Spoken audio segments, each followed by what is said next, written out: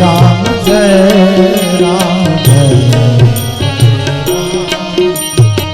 પાર્વતી માતા બોલ્યા શંકર આગળ કે મહારાજ ગરુડ તો મહાજ્ઞાની છે, હરિસેવક છે, ભગવાન વિષ્ણુના સેવક છે અને સતત હરિની નજીકમાં રહે છે. ઘણી વાર બહુ સાથે રહેતા હોય ને, બહુ નજીક રહેતા હોય ને, પછી એના મહિમાની બહુ ખબર નથી પડતી. પરિચય માટે, ઓળખાણ માટે થોડુંક દૂર રહેવું બહુ જરૂરી છે. અને હું તમને એક બીજી વાત કરું કે પ્રેમની જે તાસીર છે ને, પ્રેમનો જે સ્વભાવ છે ને, એ વિયોગનો છે, સંયોગનો નથી. તમે સતત જેની સાથે રહ્યો ને એમાં તમને ગુણ ન દેખાય, એના અવગુણ દેખાય. તમે જેનાથી જુદા રહો ને, હું તમને અમારે એક ત્રાપજકર દાદા ભાવનગરની બાજુમાં ત્રાપજ અલંગ છે ને, અલંગ એ ત્રાપસ થઈને જ જવાય છે. જે શિપયાર્ડ છે, બધા વાણ ભાંગે છે, ત્યાં સ્ટીમરો ભાંગો આવે. એ ત્રાપજમાં એક કવિ થઈ ગયા છે, બ્રાહ્મણ કવિ. એને ઘણું લખ્યું છે. એમાં એને એક ગઝલની એક કડી લખી છે કે કૃષ્ણ ગોકુળ છોડીને જતા શું કામ રહ્યા? ગોપીઓના પ્રેમમાં ખામી હતી, જશોદાના પ્રેમમાં કાંઈ ખામી, નંદ બાબાના વાલમાં કાંઈ ખામી હતી? શું કામ જતા રહ્યા? બધાને હૃદય બધાના તોડી વછોડી, બધાને રડતા મૂકી કૃષ્ણ ગયા શું? અને આમ તો પ્રેમ તો પરમાત્માનું રૂપ છે, અને ખરેખર તો કૃષ્ણએ ગોકુળવાળાના, વ્રજવાળાના પ્રેમનો અપરાધ કર્યો કહેવાય કે બધાના હૃદયને તોડીને એ ભાગી ગયો. તજીને ગોપીઓ ઘેલી વસાસી કૃષ્ણ દ્વારિકા. અરે રાધાને, આ તો આપણે બહુ ચરિત્રમાં જવું નથી, બાકી દ્વારકાનો રાધા થઈ ગયા ને પછી રાધાએ જે પત્રો લખ્યા છે ઠપકાના કૃષ્ણને, રાધા તો વ્રજમાં જ દીધા. એક વાર રાધા કુરુક્ષેત્રમાં જ્યારે મેળો ભરાણો, કુંભનો, મહાકુંભનો અહીંયા કુરુક્ષેત્રમાં, ત્યારે બધા નંદ બાબા ને યશોદા ને બધી ગોપીઓ રાધાજી એ બધા ત્યાં આવેલા, અને કૃષ્ણ પણ ત્યાં ગયેલા દ્વારકાથી. પણ ત્યાં કુરુક્ષેત્રના મેળામાં કૃષ્ણ અને રાધાનો મેળાપ નથી થયો, મળ્યા નથી. રાધાએ પછી તો દાદા પત્રો લખ્યા છે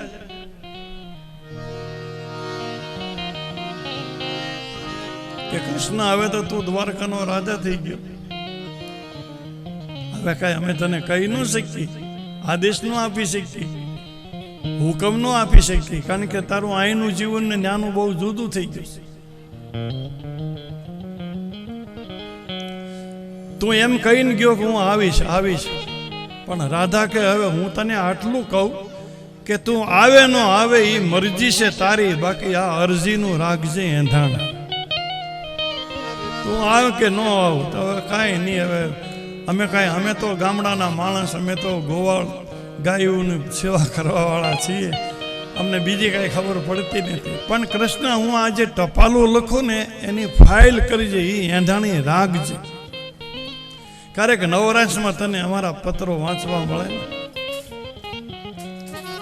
તું અમને તોડીને અહીંથી જતો રહ્યો, અમારા હૃદયને વલોવીને ગયો, અમારી શું હાલત છે એની કૃષ્ણ તને ખબર ન હોય. જે પાટો બાંધતા હોય ને એને પીડાની ખબર ન હોય. પાટો બાંધનારો શું જાણે પીડને.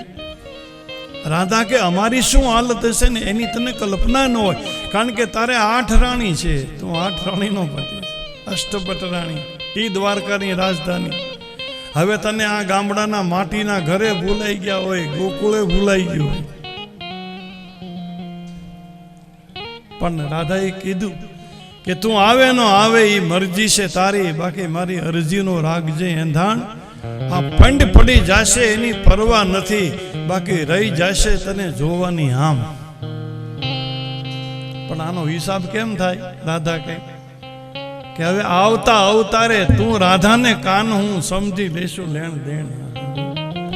કૃષ્ણ હવે આવતા અવતારે તું રાધા થાય છે ને હું કૃષ્ણ થાઈશ, ને તું જેમ અમને છોડીને જતો રહ્યો ને એમ અમે તને છોડીને જતા રહેશું. ત્યારે તને ખબર પડશે કે આ પીડા કેવી છે. આવતા અવતારે તો તું રાધાને કાન હું સમજી લેશું લેણ દેણ. દ્વારકાની 10 કોર જાવો તો કાનાને કહેજો બે ઠપકાના વેણ.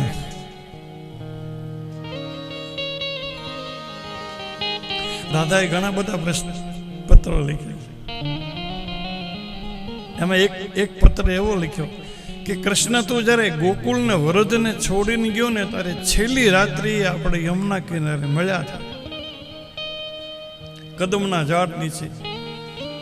મારા ખભા પર હાથ મૂકીને કૃષ્ણ તો એવું બોલી ગયો, સોગંદ ખાધા કે રાધા જ્યારે તું મારી સાથે હઈશ ને ત્યારે જ હું વાંસળી વગાડીશ, બાકી તારી વગરનો કોઈ દી વાંસળી વગાડીશ.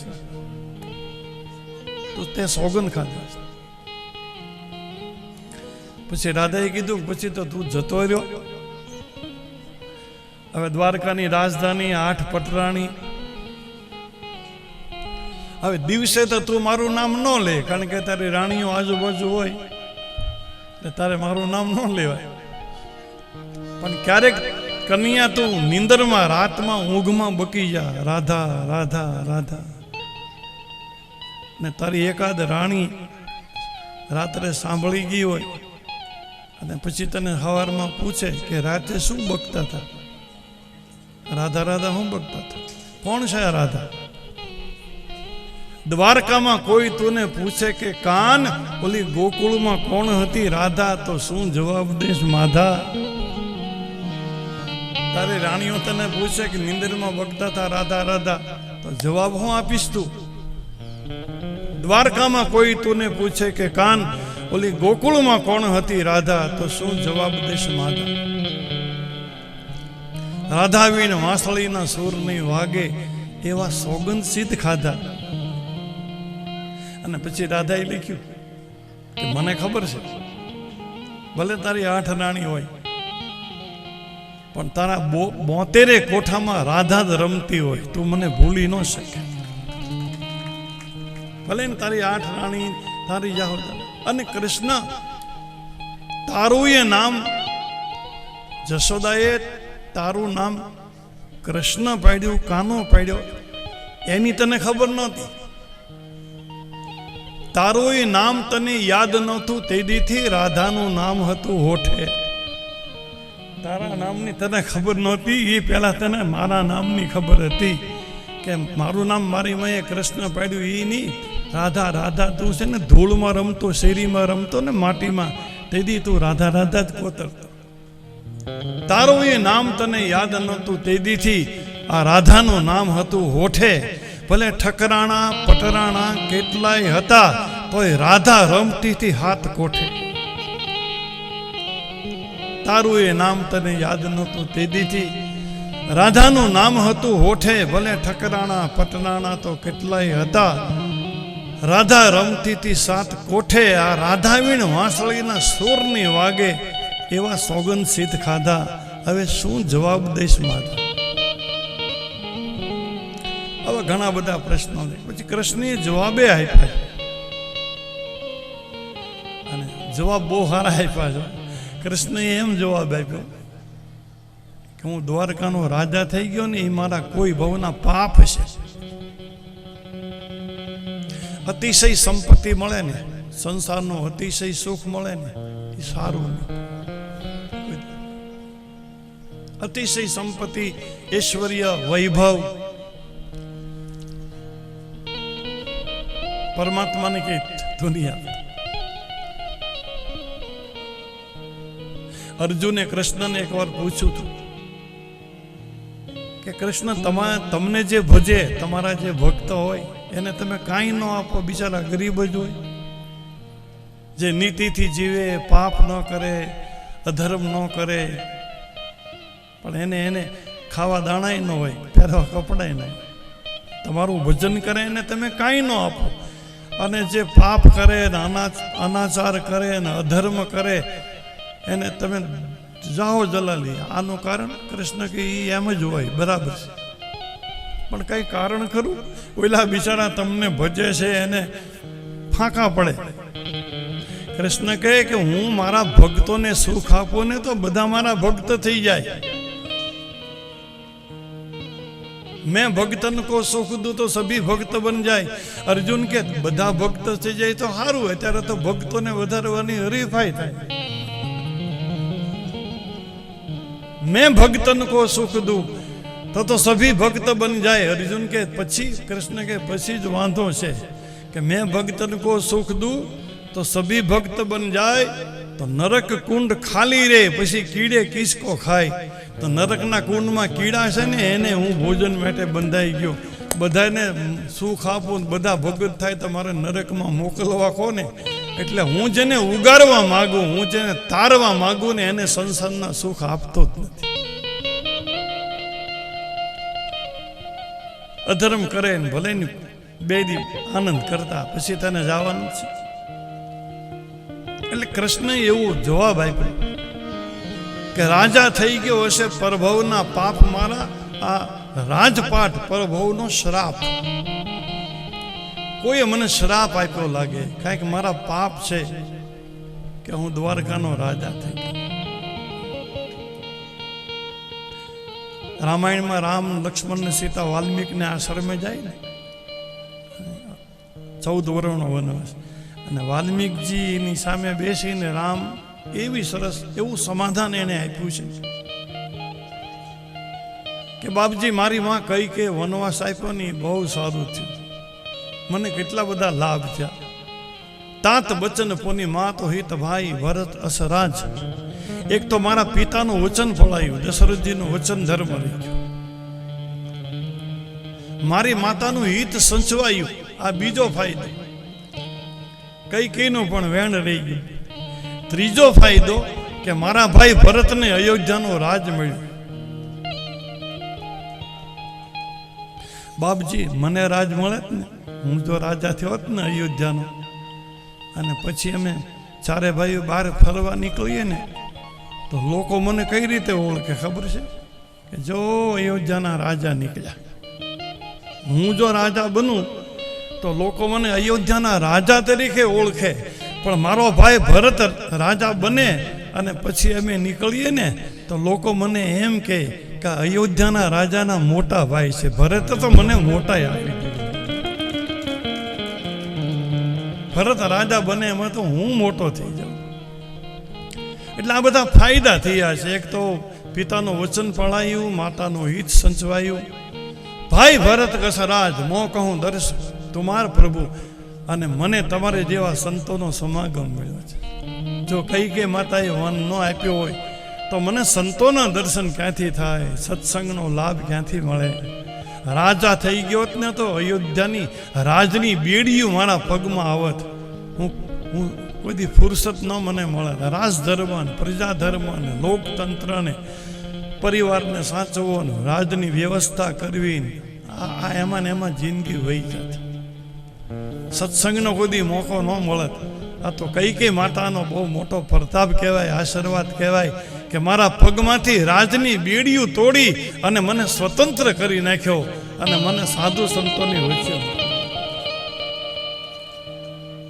હો ભાઈ, રામ એવું માને છે કે મારા પૂર્વ જન્મના કોઈ પુણ્ય છે એટલે મને વનવાસ મળ્યો છે. મારા કોઈ જન્મના પુણ્ય હશે તો મને વનવાસ મળ્યો. અને અયોધ્યાની ગાદી ભરતને મળી તો ભરત એમ કહે કે મારા કોઈ જન્મના પાપ હશે કે મને અયોધ્યાનું રાજ. એટલે અતિશય સંપત્તિ શ્રાપ છે. કૃષ્ણ એ રડ્યા, કૃષ્ણ રડ્યા નથી રડ્યા એવી એક સાંધ નથી ગઈ.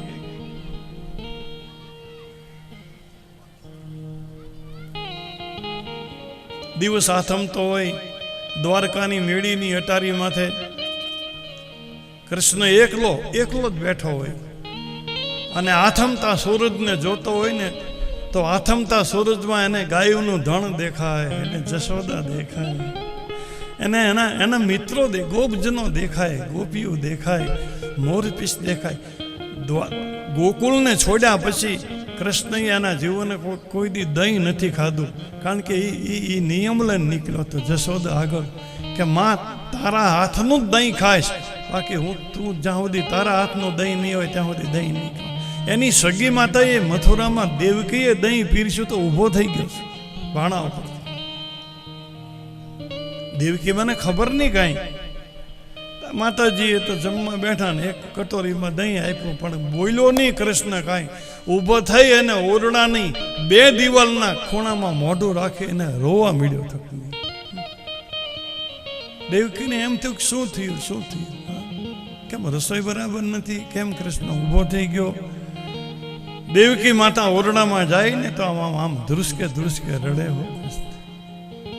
દેવકી માતાએ પીઠમાં હાથ ફેર્યો, બેટા શું થયું, શું કામ રડે છે, તારે કહેવું જોઈએ ને, તને જે ભાવતું હોય તારે કહેવું જોઈએ, તો હું ઈ તને બનાવી દઉં, હું તને એ રાંધી દઉં. કૃષ્ણે કીધું માં તારા હાથનું બનાવેલું તો પ્રસાદ કહેવાય ને, જનેતા રાંધે અને કુંતા માતા પીરસતા ને તો જ ભીમ ધરાતો, નહીતર ધરાતો જ નહીં. જ્યાં સુધી કુંતાજી ન પીરસે ત્યાં સુધી ભીમ કોઈ દી ધરાય નહીં. એટલે માતાના હાથનું આપણા શાસ્ત્રોમાં નિયમ છે, ઉત્તમમાં ઉત્તમ માત્ર હસ્તેષુ ભોજનમ, વિપ્ર હસ્તેષુ તિલકમ, પુત્ર હસ્તેષુ પિંડદાનમ.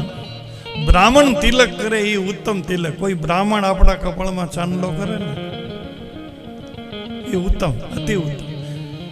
બ્રાહ્મણની આંગળી અડે ને તો આપણા કપાળના લેખ ફરી જાય, આપણા ભાગ ફરી જાય. ઘણી વાર ઉત્તમમાં ઉત્તમ તિલક બ્રાહ્મણના હાથનું, વિપ્ર હસ્તેષુ તિલકમ.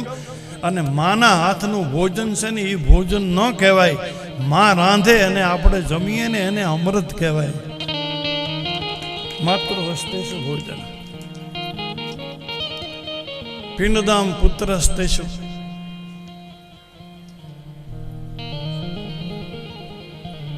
સાંજ પડે અને કનૈયો રડે કાય એમ. દ્વારકાનું રાજ છે, સોનાની દ્વારકા છે. હેમના હિંડોળા, હેમના રાજમહેલ, 56 ભોગ તૈયાર થાય. જી હજી, જી હજુર, જી એક બૂમ પાડે ત્યાં એક કરતા એક બી નોકર હાજર થાય. આવી જાઓ જલ્દી. પણ કૃષ્ણ કોઈ સુખી નહોતો. રડતા રડતા કૃષ્ણ ગોકુળને યાદ કરે. અમારા કાક બાપુ લખે કે સોનાના સિંહાસન માથે બેસું ને રાજ કરવા, મને એમ લાગે કે કોઈએ સિંહાસનની નીચે તાપ કર્યો છે, આખું સિંહાસન સળગે છે. દ્વારકાની મેળીઓમાં મને આનંદ નથી આવતો. દ્વારકાની મેળીઓમાં અગ્નિ છે ભાજો, અગ્નિ ભર્યો છે, ભઠ્ઠો કર્યો. દ્વારકાની મેળીઓમાં અગ્નિ ભાર્યો,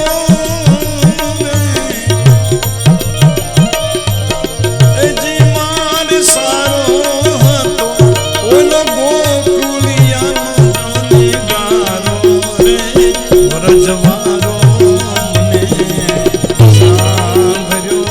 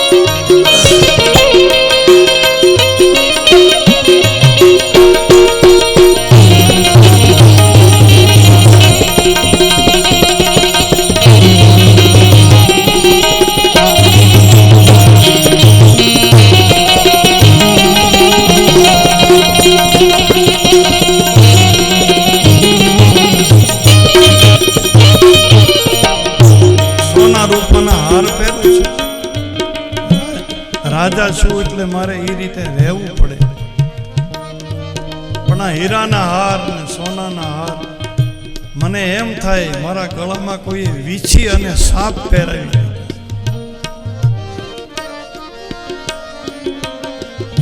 આની કરતા હું જમના કિનારે ગાયું ચારતો ગોકુળમાં, અને ગાયું ચારતા ચારતા ચણોઠી વીણી અને ચણોઠીની જે માળા કરીને હું પહેરતો, એ ચણોઠીની માળામાં મને જે આનંદ આવતો એ આનંદ મને હીરાના હાર.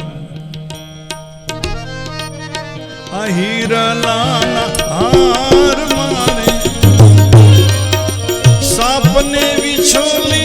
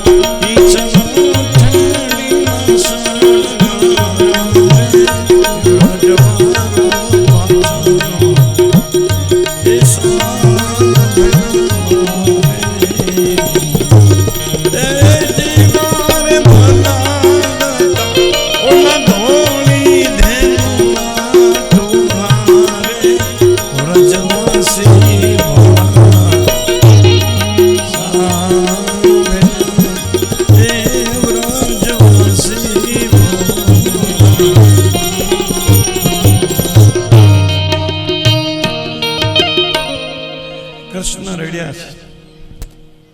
એને રાધાજીને જવાબ આપ્યો છે, જે પત્રો લખ્યા કે રાજા થઈ ગયો હશે પ્રભુના પાપ, આ રાજપાટ પ્રભુનો શ્રાપ, ભાવિનો ભાંખનાર અગમનો ઉકેલનાર, મારા જીવતરમાં ખાઈ ગયો છું થાપ.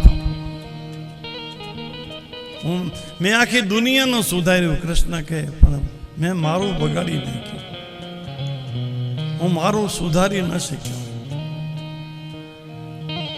રાજા થઈ ગયો હશે પ્રભુના પાપ, રાજપાટ પ્રભુનો શ્રાપ, ભાવિનો ભાખનાર અગમનો ઉકેલનાર, પણ મારા જીવતરમાં ખાઈ ગયો છું થાપ. પછી જે લખ્યું છે કે ઓળઘોળ કરી દઉં આખું રજવાડું. કૃષ્ણ કહે મારી દ્વારકાની આખું રાજ આપી દઉં ઓળઘોળ કરીને. કોને? કે ઓળઘોળ કરી દઉં આખું રજવાડું. હવે આપે કોઈ ગોકુળની એક રાત, બને એક રાત હવે ગોકુળમાં કોઈ રહેવા દે ને, એના બદલામાં હું આખી દ્વારકા.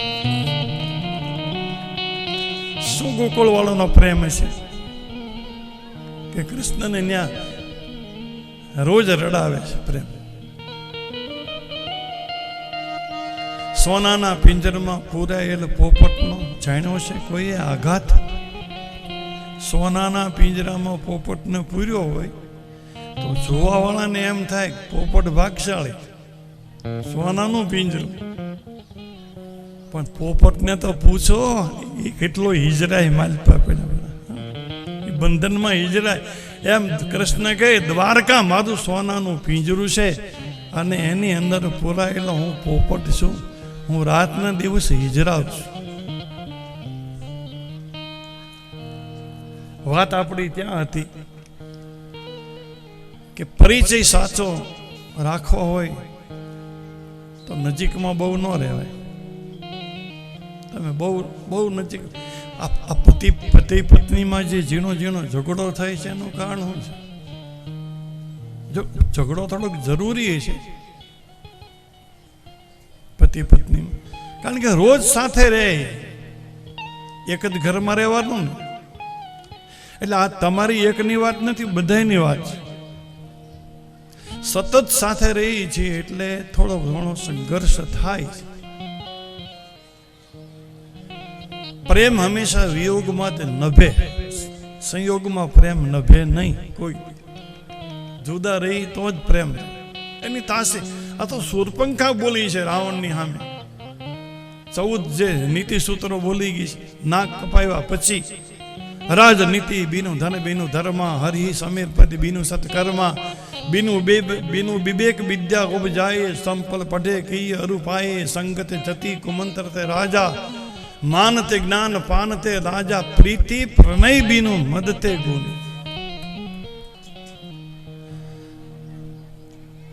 ધર્મ વગરનું ધન ન ટકે. તમે સંપત્તિનો ઉપયોગ થોડો પણ ધર્મને રસ્તે કરો, ધર્મની અંદર દાન કરો તો જ તમારા ઘરમાં સંપત્તિ ટકે, બાકી ધર્મ વગરનો કોઈ દી ધન ટકે જ નહીં. આ શૂરપંખાનું સૂત્ર છે. નીતિ વગરનો કોઈ દી રાજ ન ટકે. રાજમાં નીતિ જોઈએ. વિદુર નીતિ. સત્કર્મ હરિને અર્પણ ન કરો તો સત્કર્મ ન ટકે. નમ્રતા વગરની કોઈ દી વિદ્યા ન ટકે. ખરાબ સંગ થઈ જાય તો કોઈ દી તપસ્વીનું તપ ન ટકે. ખરાબ પ્રધાન આવે તો રાજ ન ટકે. અતિશય સન્માન મળે તો જ્ઞાનીનું જ્ઞાન ન ટકે. શરાબ પીવાથી બાપ દાદાની લાજ ન ટકે. વિયોગ વગરનો કોઈ દી પ્રેમ ન ટકે. અને અભિમાન આવી જાય ને તો એક ગુણ ન ટકે. આટલા સૂત્રો શૂરપંખા બોલે. રાજનીતિ બીનું ધર બીનું ધર્મ, હરિ સમર્પિત. પણ પછી કોઈ તુલસીદાસજીને પૂછ્યું કે આટલું સરસ બોલી, આટલા નીતિ સૂત્રો બોલી, પણ તમે નાક કપાવીને જ બોલાવ્યા. પહેલા બોલાવ્યો નાક કપાવીને કાં બોલાવ્યા? તુલસીદાસજીએ કીધું કે શૂરપંખા નીતિ સૂત્રો બોલી છે, પણ શૂરપંખા બીજાને જ પાળવાનું કહે, પોતે કાંઈ જીવનમાં પાળતી નથી. અને જે બીજાને જ પાળવાનું કહે ને પોતે ન પાળતા હોય ને એને નાક કાન હોતા જ નથી. તુલસીદાસજી મારા દાદો આવે ને પછી ખબર નથી પડતી. ગમે તે હોય. આ એક કથાની મેં ઘણી કથાના અખતરા કર્યા. મારે ન બોલાય રૂબરૂમાં, પણ જગુદાદા આવે એટલે આખી તાસીર જ બદલે. કથાની ખબર નહીં, આખી અણહાર જ બદલી.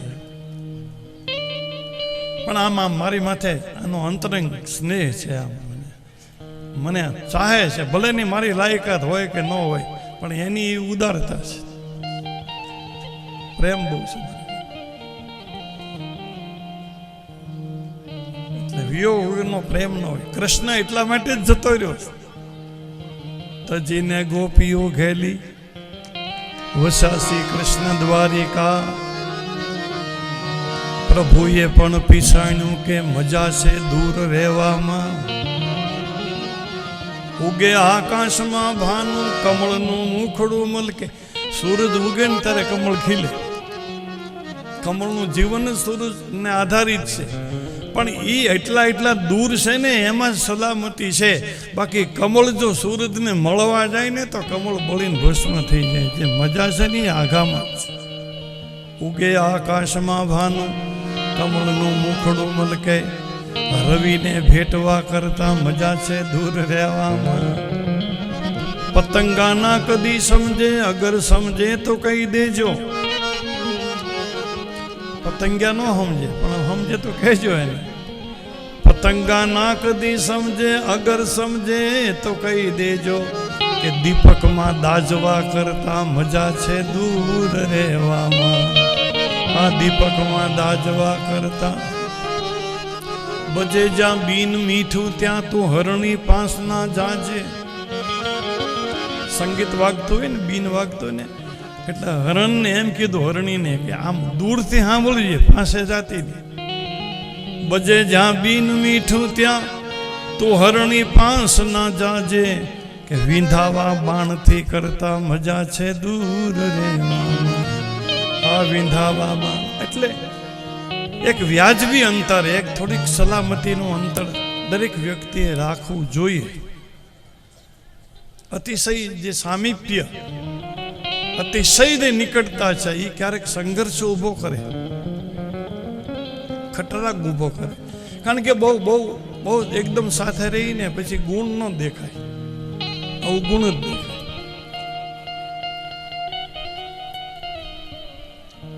વિદુરજી ધૃતરાષ્ટ્રને ઠપકો આપે, અહીં તમે પીડ્યા રહ્યોમાં તમારા દીકરા બધા ગુજરી ગયા છે.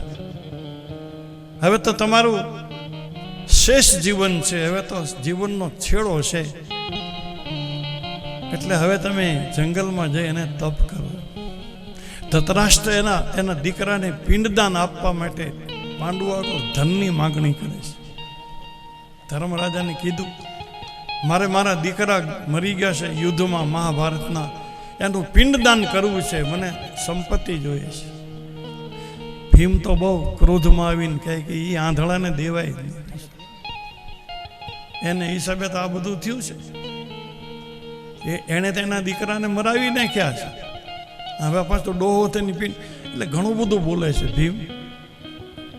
ધર્મરાજા ને અર્જુન ને એ બધા મઠારે છે, ગમે એમ તો આપણા વડીલ છે, આપણા મોટા બાપા છે, એવું આપણેથી બોલાય નહીં. એને પિંડદાન દેવું હોય તો આપણે સંપત્તિ આપીએ, એટલે ધર્મરાજા યુધિષ્ઠિર સંપત્તિ આપે છે. અને ધૃતરાષ્ટ્ર ગંગાની કિનારે એના દીકરાના પિંડ, તમે વિચાર તો કરો, દીકરો બાપના પિંડદાન કરે એ બરાબર છે, બાકી બાપને દીકરાના પિંડદાન દેવા પડે એ કેટલું આમ અયોગ્ય ગણાય.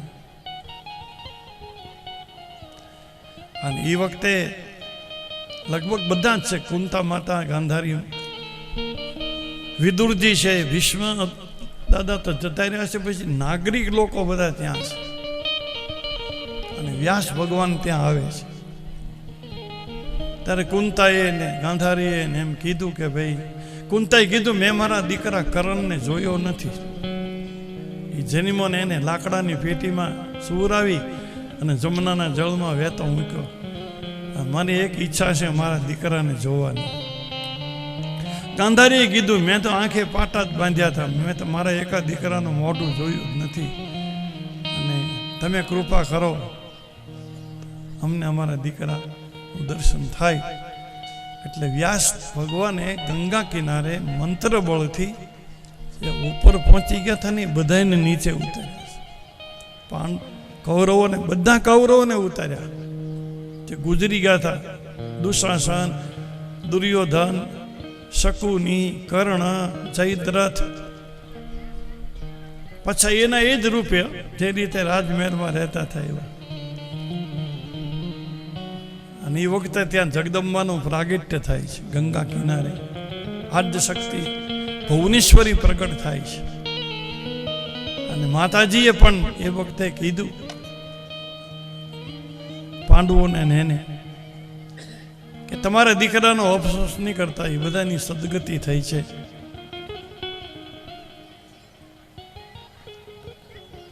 લંકાનું યુદ્ધ પૂરું થઈ ગયું ને, રાક્ષસો મરાઈ ગયા ને, વાનરે મરાણા, રીંછ વાનરે મરાણા. ત્યારે બ્રહ્મા લંકાના મેદાનમાં આવીને રામની સ્તુતિ કરે ને કીધું કંઈક સેવા હોય તો બતાવો. રામે કીધું કે વિમાનમાં બેસી અને અમૃતની વૃષ્ટિ કરી દો આખા રણ મેદાનમાં, જે મેર્યા છે ને એ બધા માથે અમૃત વરસાવી દો. બ્રહ્માએ કામ કર્યું. જે યુદ્ધનું મેદાન હતું ને બધા પીડા થાય, આડા અવળા લાશું. સુધા બરસ ગઈ દો દલ માહી, જીત ભાન ભાલુ કપી નીચી સર નાહી.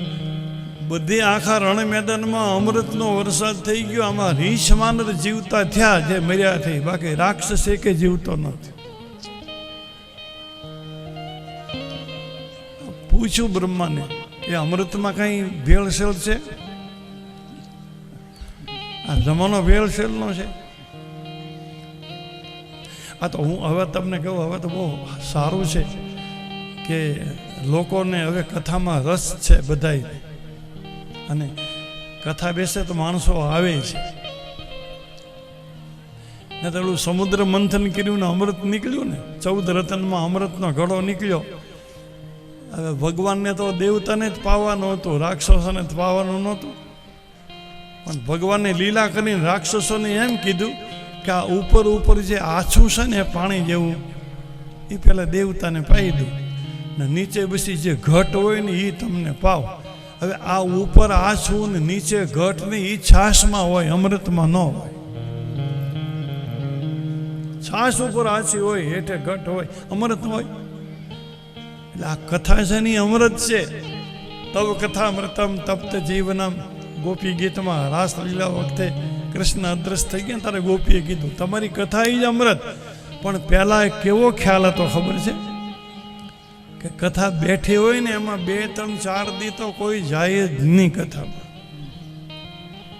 કથાકાર હોય ને જજમાનને તો છૂટકો જ ન હોય, જેને બેહારી હોય એને તો જવું જ પડે. સવાલ જ નહીં. પણ લગભગ કોઈ ના, અને આમ બજારે બેઠા હોય, દુકાનને ઓટે બેઠા હોય, પછી કોઈ એમ કહે ને કે ભલામણા અહીંયા બેઠા છો, સપ્તાહ બેઠી કથા બેઠી સાંભળવા જાઓ ને, તો એ લોકો શું જવાબ આપે કે હજી તો બેઠી છે ને, એમાં કાંઈ હોય નહીં, છેલ્લે જાઉં. એટલે છેલ્લે ઘાટી હોય, હમણાં બેઠી ને એ તો પાતળી હોય, એટલે હમણાં ન જવાય. એટલે કથામાં એવું હોય, કથા પહેલેથી 2-4 દી પાતળી હોય, પણ આવી એક માન્યતા હતી.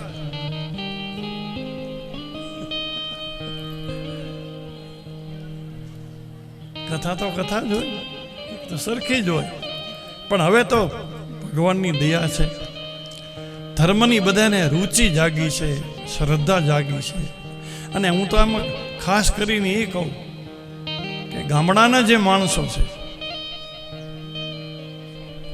એને તો ખાસ કથા સાંભળવી જ જોઈએ.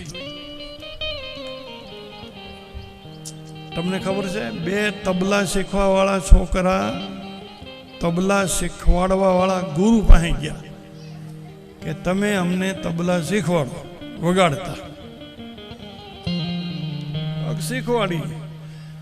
એટલે ગુરુએ એક છોકરાને પૂછ્યું કે તું ક્યાંય અગાઉ શીખ્યો છો? તો નહીં, હું કોઈ જગ્યાએ શીખ્યો નથી, વહેલો તમારી આગળ આવ્યો છે.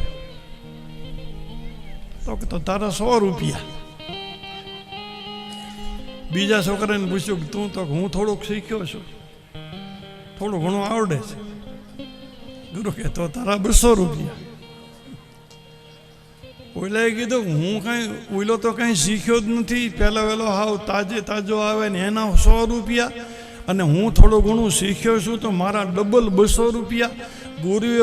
ગુરુએ કીધું તબલા શીખવાડવાવાળાએ કે એનામાં મારે કાંઈ મહેનત નથી, અને તારામાં મહેનત તું જે શીખ્યો ને એ પહેલાં ભૂલવાડવું પડશે ને પછી મારે શીખવાડવા પડશે. એટલે તારામાં મહેનત ઘણી છે.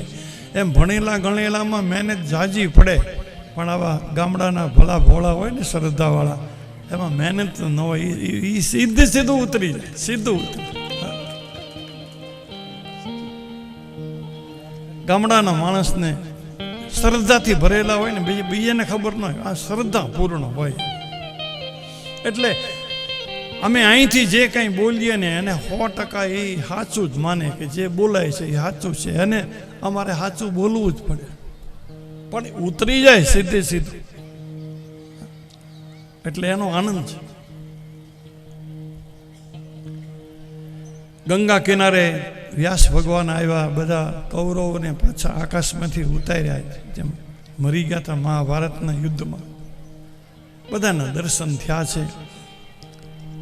માં જગદંબાનું પ્રાગટ્ય થયું, અને વ્યાસ ભગવાને જગદંબાની ઉપાસનાની એક સૂચના આપી કે તમે નવરાત્રિ માં જગદંબાનું વ્રત કરો અને માં જગદંબાનો યજ્ઞ કરો, એવી સૂચના આપી છે. પછી તો કુંતા માતા, ગાંધારી, ધૃતરાષ્ટ્ર અને વિદુર 4 જણા જંગલમાં તપ કરે છે. પણ તપ કરતા કરતા હાડ ગાળી નાખ્યા, અને આમ હવે તો આમ ચામડાના હાડ બધા છોંટી ગયા ને એ ખબર પડે છે પાંડવોને કે પરિસ્થિતિ આવી થઈ છે. એટલે 5 પાંડવો અને હસ્તિનાપુરના તમામ નાગરિક આ ધૃતરાષ્ટ્રનું, કુંતાનું, ગાંધારીનું દર્શન કરવાનું વિદુરનું થાય છે. પણ હવે તો આમ અસ્થિ માત્ર તન રહે શરીરા, બસ હવે શરીરમાં ખાલી હાડકા જ છે, બીજું કંઈ નથી. વિદુરથી થોડાક દૂર છે, વિદુરની ઝૂંપડી થોડીક દૂર છે, અને વિદુર તો બધું છોડી દીધું છે, જળ પણ છોડી દીધું છે. ત્યાં ગયા છે પાંડવો, દર્શન કર્યા છે. શરીરની પરિસ્થિતિ જોતા દુઃખે ઘણું થયું છે, તમે બહુ સંકટ સહન કર્યું. વિદુર કાકા ક્યાં છે? ધર્મરાજા પૂછે છે. તો વિદુરજી તો અમારાથી થોડાક દૂર છે, થોડાક દૂર. પણ પછી ત્યાં ધર્મરાજા ગયા નથી, કારણ કે વિદુરજી ધર્મનો અવતાર છે, યમરાજાનો અવતાર છે. એટલે પાંડવો ઊભા છે, વિદુરના શરીરમાંથી તેજ નીકળ્યું છે, એ યુધિષ્ઠિરના શરીરમાં સમાઈ જાય છે.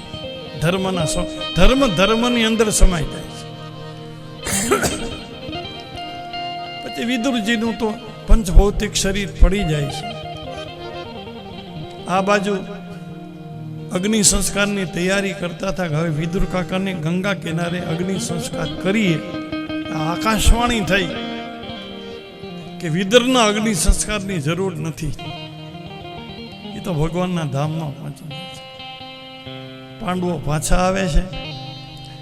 પછી જંગલમાં આગ લાગે છે, ઓચિતાની આગ લાગી, અને એ આગમાં ધતરાષ્ટ્ર, ગાંધારી અને કુંતા માતા બધા બળીને ભસ્મ થઈ જાય. મનુષ્યનું શરીર છે ને એ તપ કરવા માટે છે, ભોગ ભોગવવા માટે નથી. આપણને મનુષ્યનો જન્મ ભગવાને પરમાત્માના ભજન કરવા માટે જ આપ્યો છે. કારણ કે પશુ હરિભજન કરી શકતા નથી, પશુ એના સ્વભાવને સુધારી શકતા નથી, સ્વર્ગના દેવતાઓ ત્યાં હરિભજનની સુવિધા નથી, પાતાળમાં નાગ લોકોને એને પણ હરિભજનની સુવિધા નથી. એક માણસ જ પરમાત્માનું ભજન કરે અને મનુષ્યના દેહમાં જ હરિભજાશે, બાકી કોઈ શરીરમાં હરિભજન નહીં. એ અવસર આપ્યો છે.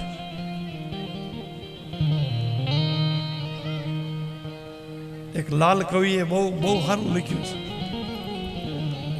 આપણે ખાધું પીધું મોજ મજા કરી, જગતની વાતો કરી, ગામની વાતો કરી, એમાં સમય આખો બગાડી દીધો છે. ખાવા પીવામાં મોજુને માણી, ખાવા પીવા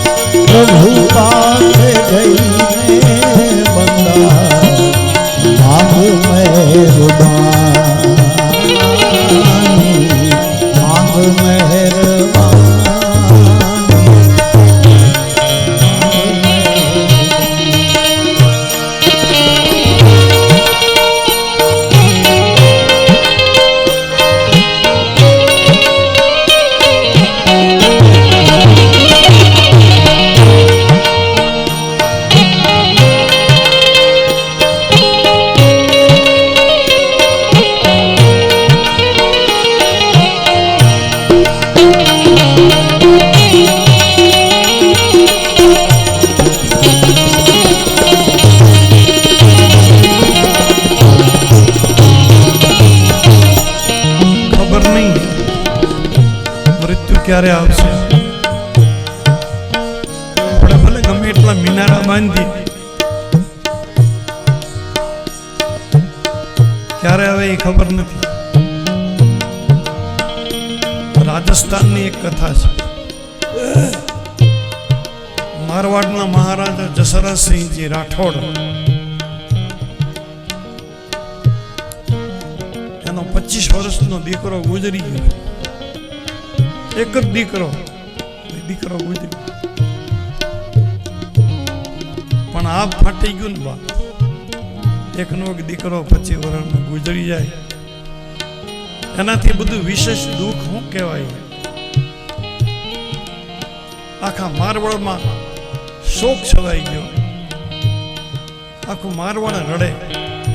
જસરાજસિંહજી રાઠોડ બહુ ભલો રાજા, પ્રજા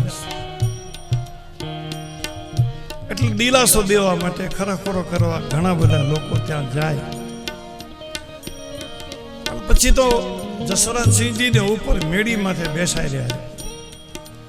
ખાસ કોઈ માણસો હોય તો જ જવા દેવાના, નહીતર તો.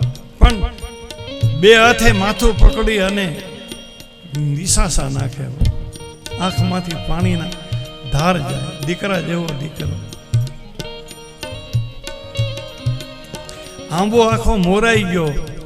વન કાંટાળા વીર હવે મારે જીવીને જોવા રિયા.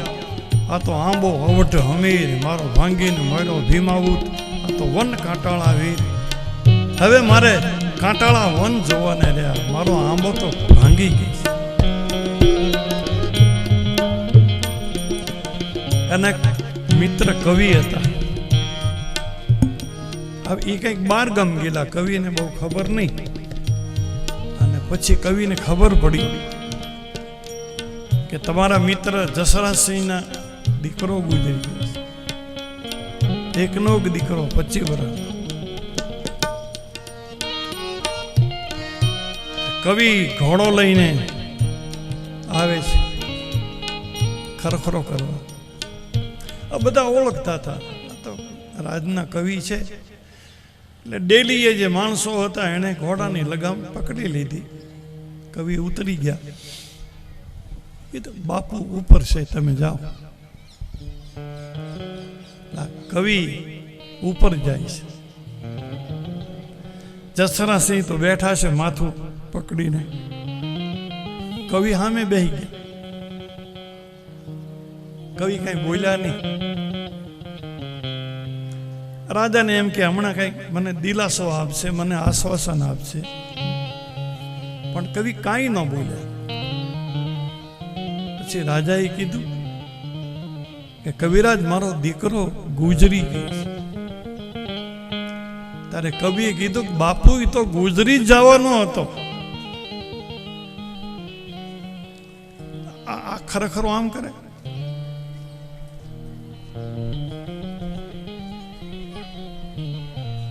કે તમે આમ કેમ બોલો? એમ તમારે મને આશ્વાસન દેવું જોઈએ, દિલાસો આપવો જોઈએ, ને તમે એમ કહો કે તો ગુજરી જવાનો હતો.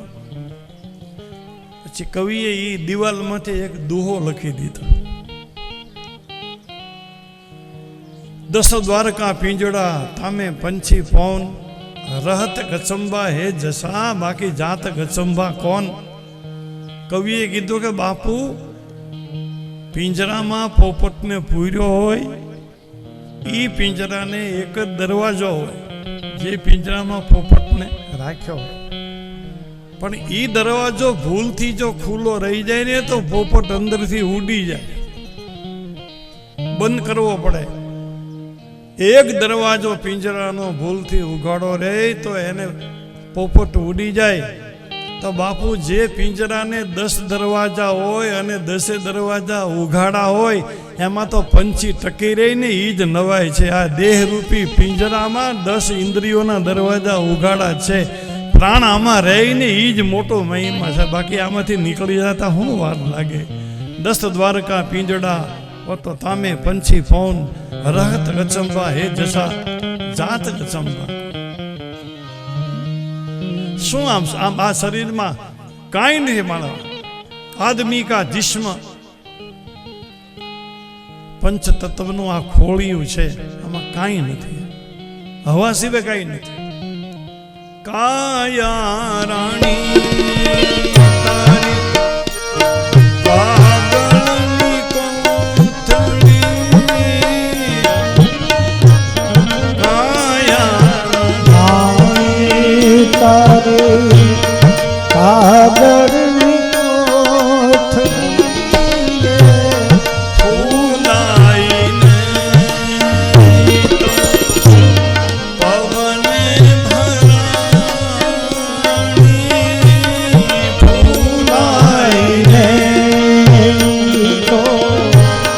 પવનથી ભરે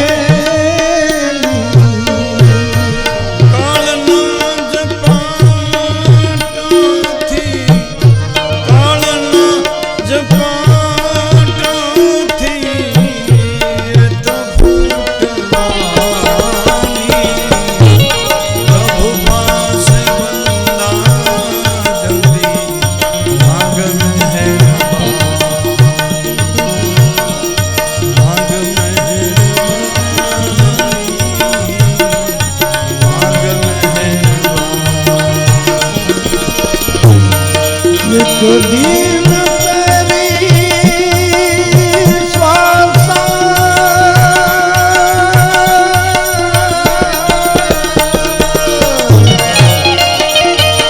એક દિન તેરી શ્વાસા તોર તૂટવા,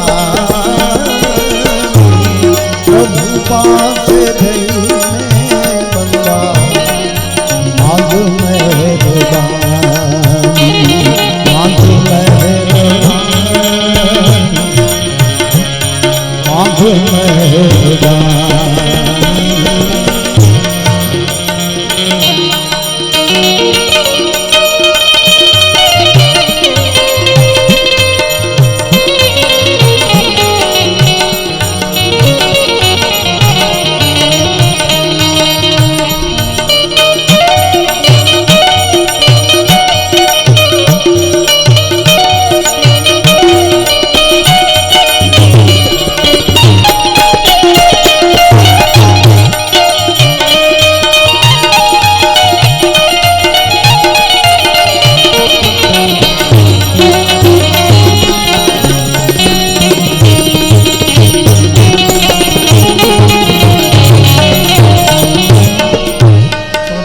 કરવાનું. પરમાત્મા બધી રીતે ઉદાર છે, બધું આપી દે, માગો કરતા વધારે આપે. પરમાત્મા બધી રીતે ઉદાર છે. પરમાત્મા સમયમાં ઉદાર નથી, સમય વધારે ન આપે. એક શ્વાસ તમે વધુ માગો ને તો એક શ્વાસ વધુ ન. સિકંદરે આખી દુનિયા જીતવાની એની નેમ હતી, આખી દુનિયા જીતી લીધી